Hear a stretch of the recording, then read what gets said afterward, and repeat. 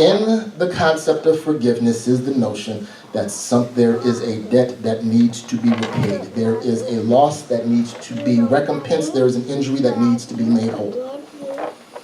Forgive us our debt as we forgive our debtors wasn't just a phrase of poetry that had some nice symmetry to it. I mean, it was, but it also pointed back to something specific for the Jews of that day.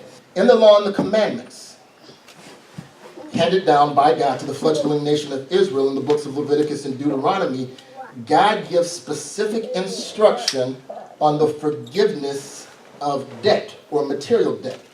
He instructs people as a matter of divine edict to forgive or release material debt and restore land transactions every 7th and 50th year respectively. Israel was free to work the land and harvest it for 6 years, but in the 7th year, they had to let the land rest. In the same way that every 7th day of the week was a holy day. So, in the Old Testament, in the Jewish calendar, there was supposed to be, every 7 days, Sabbath day, day of rest. Every 7 years, there was a year of rest. It was called the Sabbath year. For 6 years, you can work the ground, harvest, do whatever you need to. In the 7th year, you cannot plant anything. You have to let the ground rest. And in that 7th year, any debts or loans that were outstanding of material, anything that was owed to you was to be forgiven.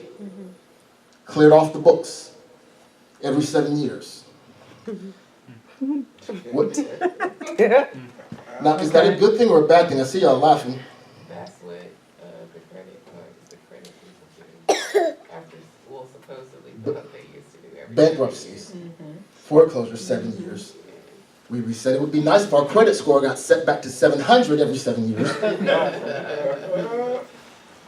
But every 7 years, all debt, whatever was owed, and remember they didn't deal in currency, they dealt in stuff. So whatever was owed was wiped clear off the books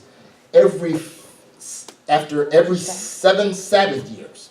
After the 49 years, the 50th year was a year of Jubilee, where if you offered your land to somebody as collateral for a loan, it reverted back to the original title holder.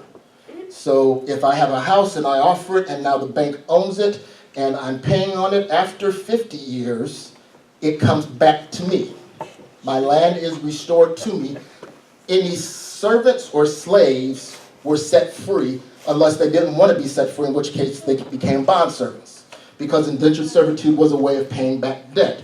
So whatever they owed, if they had made themselves a servant to somebody who loaned them something, after 50 years, you let them go. Cleared off the books, wiped out.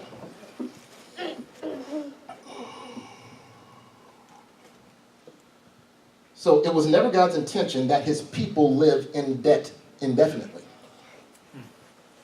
Something to think about, because we live in a much different world. And the truth of the matter is, if I have to be, and I do have to be honest with you, Israel never really followed this.